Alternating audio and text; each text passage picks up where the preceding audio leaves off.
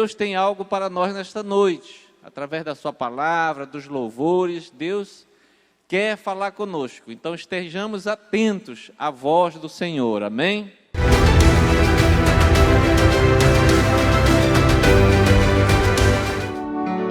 Vamos declarar essa canção, diga: acima de todos,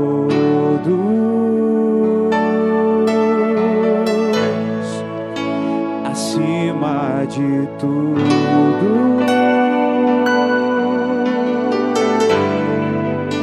está o Senhor entronizado.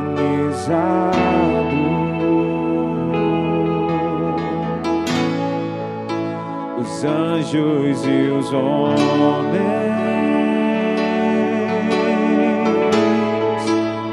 os céus e a terra, montanhas e mares declaram quem tu és.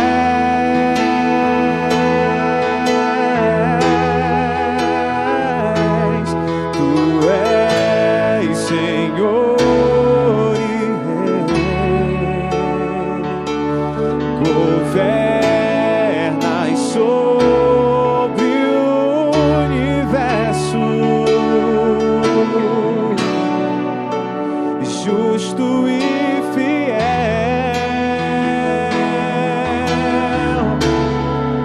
vestido de glória e poder, coroado estás, pra sempre reinarás, prostrados aos teus pés, erguemos o teu santo nome em adoração.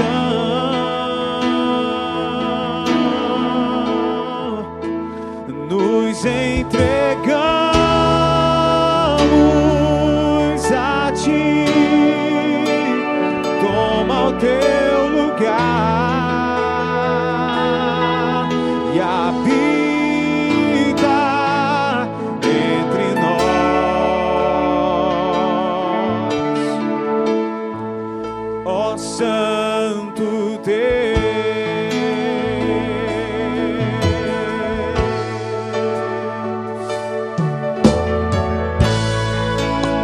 Acima de todos,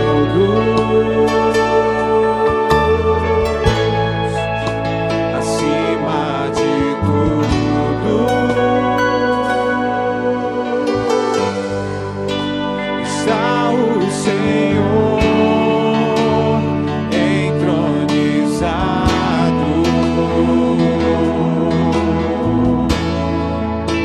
Os anjos e os homens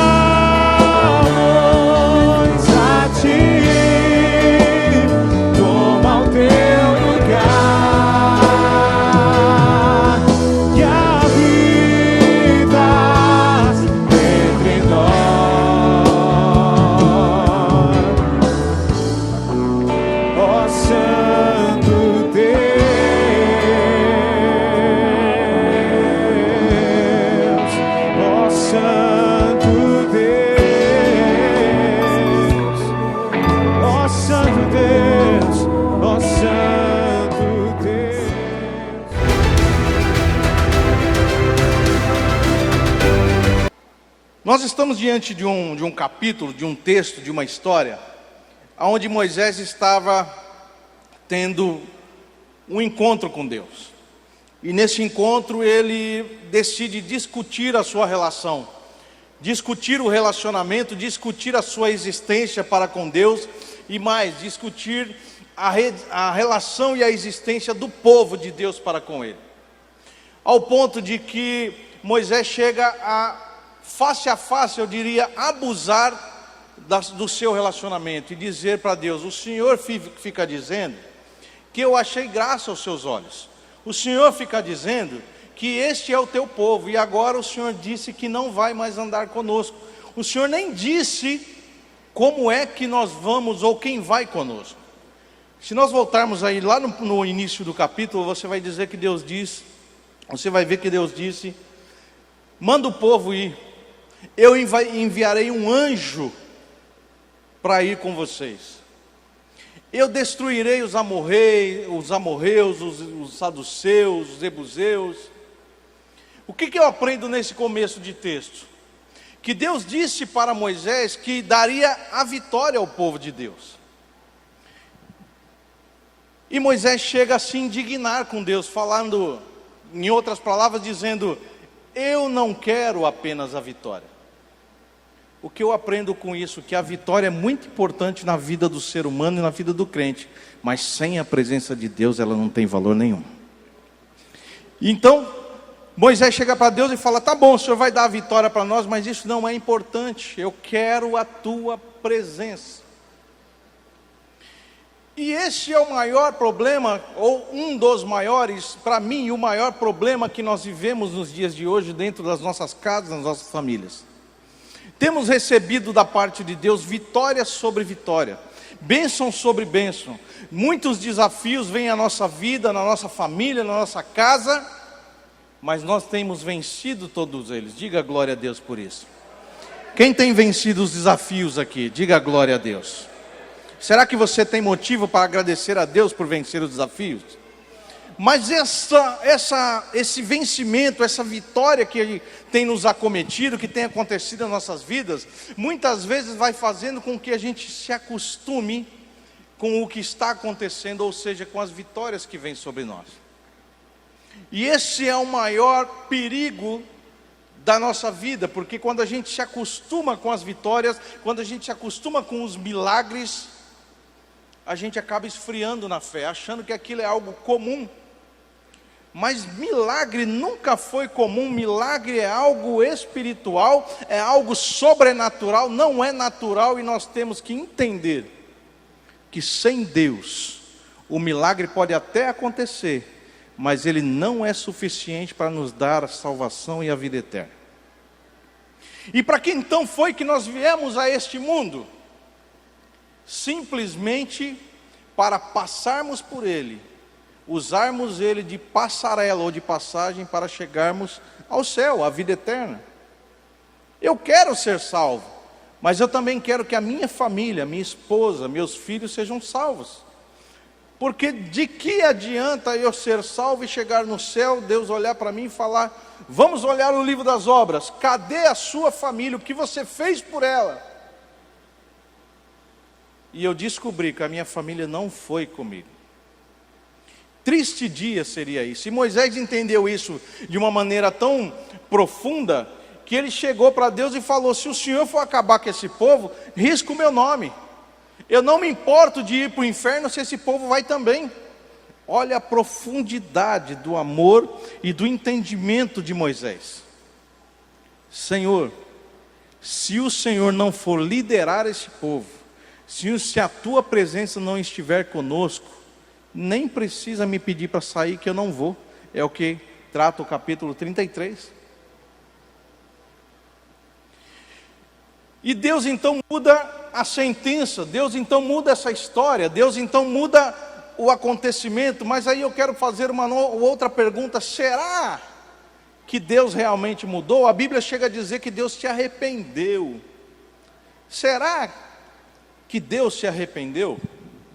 Pastor, o senhor está dizendo que a Bíblia é mentirosa? Não, eu estou dizendo que a Bíblia foi escrita para que os homens, para que nós pudéssemos entender os acontecimentos e até, através dos nossos sentimentos, entender tudo o que está acontecendo. Mas a verdade prática disso tudo é que Deus não muda.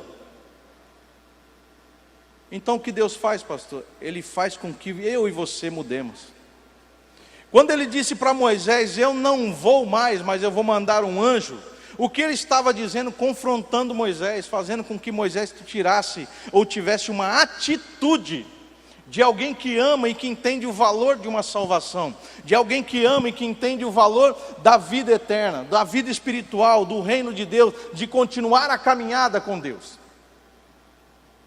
Então Moisés chega e entende, fala com Deus, não faz isso, mas Moisés não para aí.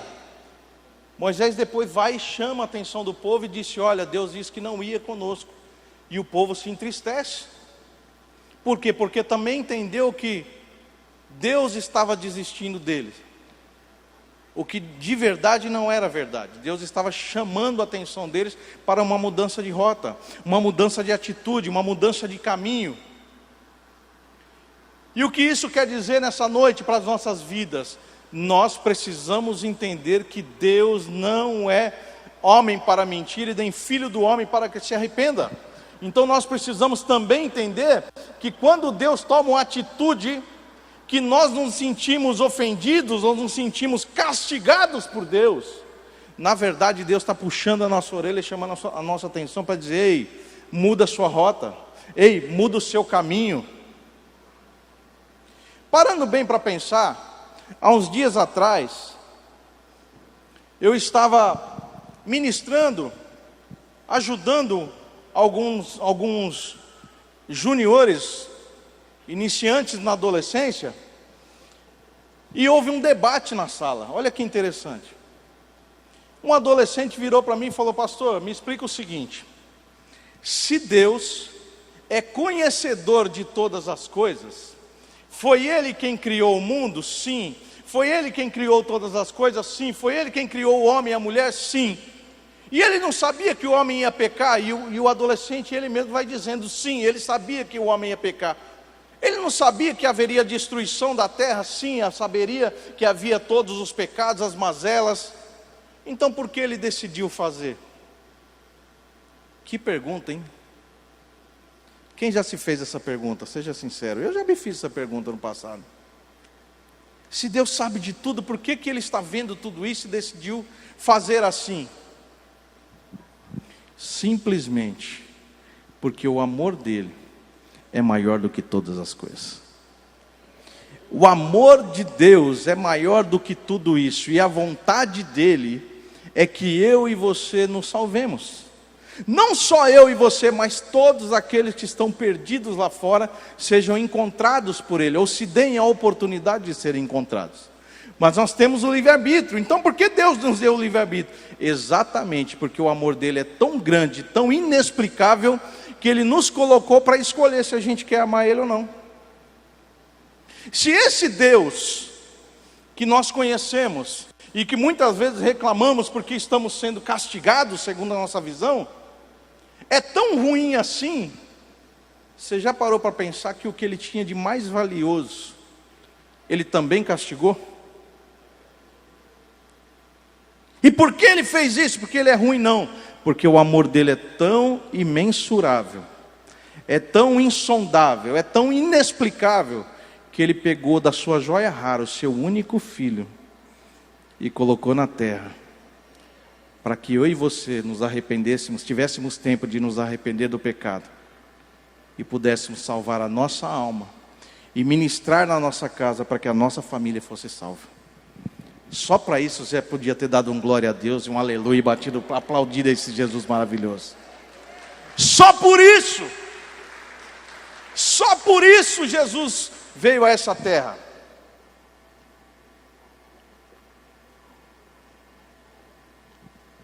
E esse Deus é tão maravilhoso que Moisés, na minha visão, se atreve a falar com ele face a face e dizer, se o Senhor não for, eu não vou. E o versículo 17, na sequência do texto, versículo 17, começa dizendo, Disse o Senhor a Moisés: farei também isto que disseste. Sabe o que Moisés tinha dito para ele? Versículo 13: agora pois, se achei graça aos teus olhos, rogo-te que me faça saber neste momento o teu caminho. Eu quero saber agora, não é depois. Moisés atrevido vira e fala: eu quero é agora. Me faça saber neste momento qual é o teu caminho. Para onde o Senhor vai, se o Senhor não vai com a gente? Para que eu te conheça e ache graça aos teus olhos, e considera que esta nação é o teu povo. Eu quero te dizer que nessa noite Jesus veio, como voltou lá do inferno, quando voltou na sua ressurreição, e disse: tu és o meu povo. Na verdade, tu és o meu povo. Tu és o meu escolhido, povo eleito, nação santa, geração do Senhor. Respondeu-te: a minha presença irá contigo e te darei descanso. Então lhe disse Moisés: se a tua presença não vai comigo, não nos faça subir deste lugar. Pois como se há de saber que achamos graça aos teus olhos, eu e o teu povo? Não é porventura em andares conosco, de maneira que somos separados, eu e o teu povo, de todos os povos da terra? Ou seja, nós só seremos seus se o Senhor for nosso. Nós só seremos seus se o Senhor estiver conosco. E essa é a noite que a gente precisa entender isso. Não adianta dizer que nós somos de Deus, você é um homem, você é uma mulher de Deus, se Ele não estiver andando contigo. Agora tem um porém nessa história. Se Deus não estiver andando comigo, será que Ele está indisposto? Ou será que eu não estou sendo capaz de atrair a presença dEle? Será que Ele não está disposto a andar comigo? Ou que sou eu que não estou fazendo conta, não estou nem aí para que Ele ande comigo? Nós precisamos atrair a presença de Deus. Nós precisamos trazer a presença de Deus para dentro da casa. Nós precisamos trazer a presença de Deus para dentro do lar. A minha esposa tem que olhar para mim e enxergar Cristo em mim. Ao ponto de que eu também tenho que olhar para ela e enxergar Cristo nela. Se assim não for, como eu ministrarei para os meus filhos? Como o meu filho pode olhar para mim e não ver a presença de Deus e me chamar de um homem de Deus? Meu pai é um homem de Deus. Como se ele não enxerga nada em mim? Como a minha filha pode fazer isso? Então Moisés vai seguindo e disse, no versículo 17, disse o Senhor a Moisés: farei também isso que disseste, porque achaste graça aos meus olhos, e eu te conheço pelo teu nome. Em outras palavras, eu sei quem você é. Será que Moisés era um homem totalmente íntegro e reto? Já tinha sujado a mão de sangue, já tinha perdido a paciência com o povo que era de Deus. E Deus disse para ele: eu sei quem você é.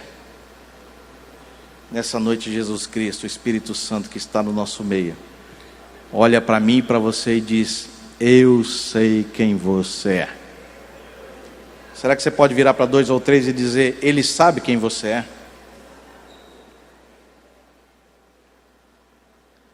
Deus sabe. Em algumas traduções você vai ler aí, vai estar escrito: e te colocarei sobre uma rocha. Quem é a rocha que Deus pode nos colocar? Eu queria ouvir aí algum corajoso que diz qual é o nome da rocha que Deus quer nos colocar. Não ouvi. Não ouvi. Não ouvi. Tu és, Senhor, a rocha que o Deus quer nos colocar.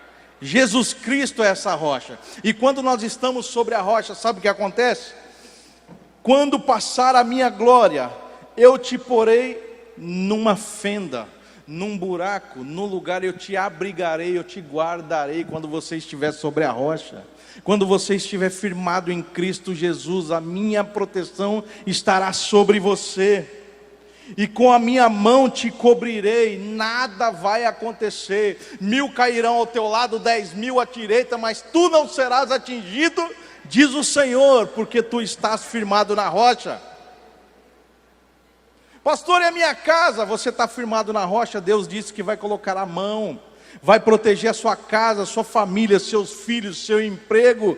Tudo que você tocar virará ouro para a glória de Deus, porque Deus será glorificado. Para isso precisamos apenas estar na rocha. E com a minha mão te cobrirei até que eu tenha passado. O cuidado de Deus está sobre a nossa vida. Muitas vezes nós olhamos para Deus e dizemos: eu tenho que glorificar a Deus porque Ele quer ser glorificado. Fala a verdade aqui, só entre nós, ninguém vai ouvir, só o céu. Mas você acha que você precisa mesmo glorificar a Deus porque Ele precisa? Vou mudar a pergunta: você acha mesmo que Deus quer, Ele precisa, Ele necessita da nossa glorificação a Ele?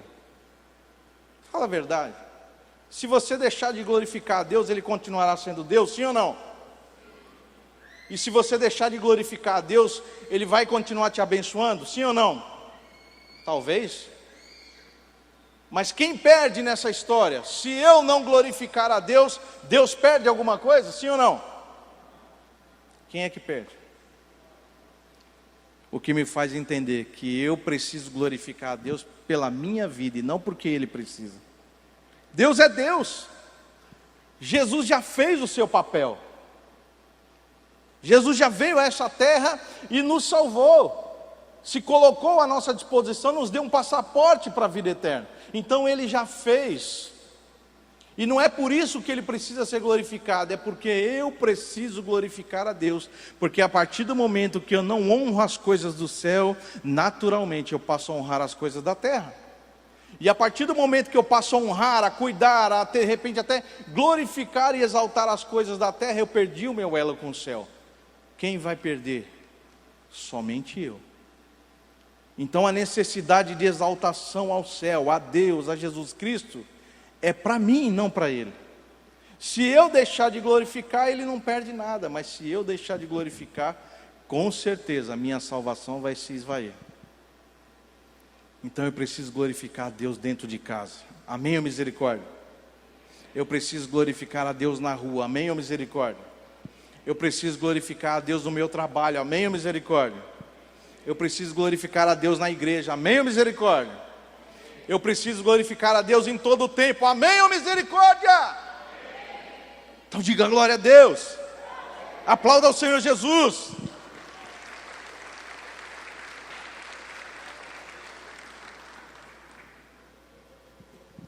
Para terminar,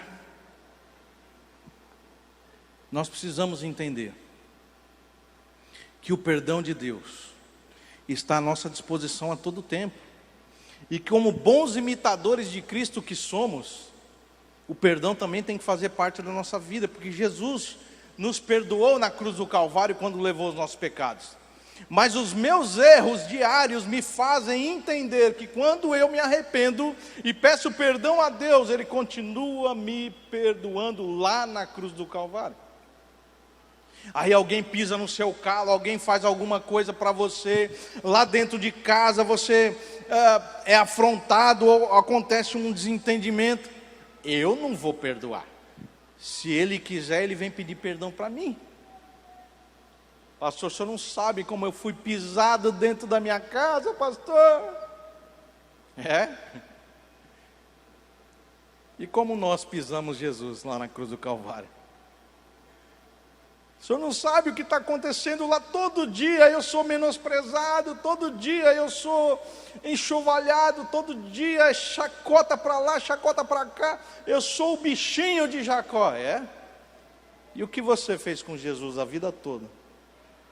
E o que eu fiz com Jesus a vida toda? Se não tudo isso ou pior que isso. E Ele decidiu nos perdoar.